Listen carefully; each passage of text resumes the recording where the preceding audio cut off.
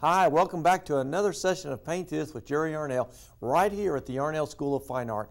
And boy, once again, I'm so happy you could join me. We're going to start a brand new painting, continuing with our oil painting series. Now, as you guys know, we just finished a painting in oil with the still life and the two peppers, just to kind of get you acquainted with the oil, the techniques, and what it's all about. And really, it's all about me trying to kind of, you might say, cut down on the confusion about what the different types of oils are and how you use them in relation to acrylics and so forth and so on.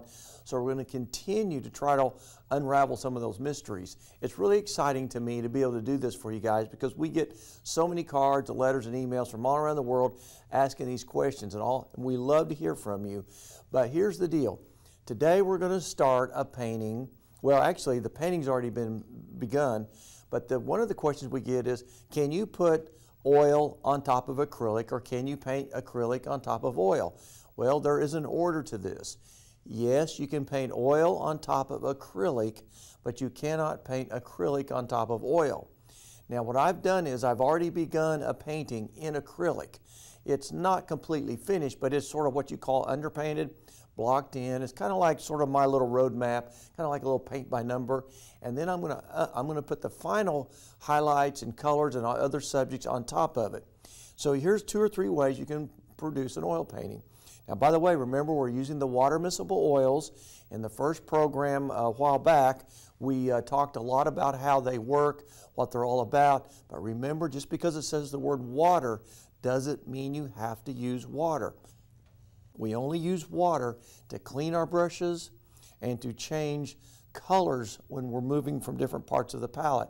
You don't have to use turpentine anymore, and you do want to use the water miscible linseed oils or dryers to accommodate the water miscible paint formulas. But they dry the same, they look the same, they feel the same, and they're not any different than regular oil. So that word water just confuses people, but don't let it confuse you because it works the same way.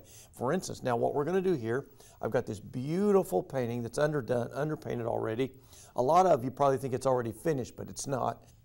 This is an acrylic. This is a 24 by, I think it's a 20 by 24, 24 by 30. No, actually it's a 22 by 28. I'll get it right here in a minute. And it's on a stretch canvas. And if you'll notice here, this is all underpainted, all of this. And see, I've sketched in a little cabin here. We're going to add that in a minute. I may add some more flowers, some more different colors, a couple more trees, work on the clouds a little bit more. We definitely have to finish the water. The rock over here, this big boulder, if you look real close, you can see it was just smudged on real quick. All right? It's not even close to being finished. That's probably a 30-second layout right there, just to get it roughed in. So this is what you can do, and then people say, well, why do you do that? Well, I get this question almost every day. Well, you do that to save time, and sometimes just to help work out your compositional issues, your value issues, your color issues, all the technical things that an artist deals with.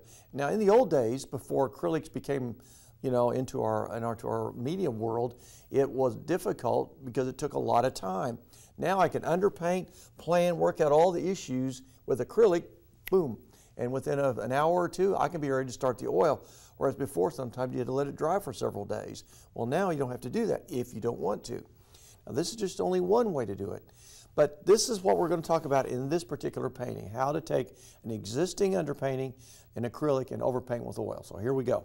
Now, I might mention this. Before you ever start, one of the best things to do is take a little linseed oil, and I'm going to do this. It's going to scare some of you, but you just take and you pour some oil on like that.